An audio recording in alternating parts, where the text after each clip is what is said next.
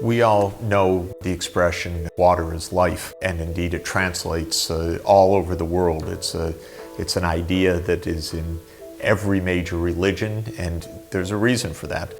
1 out of 6 people today do not have access to clean water. In particular, this is a severe problem for Asia, primarily because Asia's population is exploding. We're seeing water stress increasing through the combination of population, overuse, pollution, climate change. When you add all those factors up, life is getting pretty desperate for lots of people. Culturally, Hindus in India, in South Asia, believe that the Ganges is this magical river that purifies all sins. Today, the Ganges is probably best described, at least in the lower reaches of the river, not as one of the great rivers of the world, but as an organized sewer.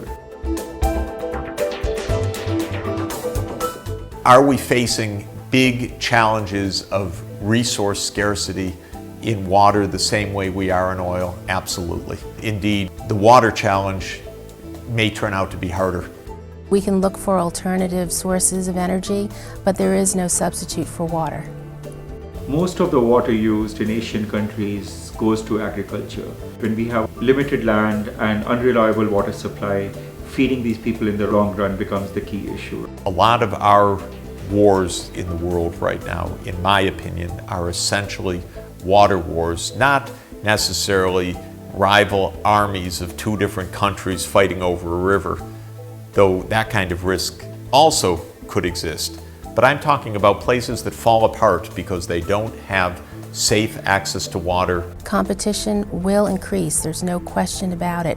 Given the demands on this resource, we can only expect these sorts of tensions to grow. The most critical factor is that we still have a lack of cooperation across countries, in effect, in terms of solving these problems. We are potentially facing the greatest failure of the 21st century.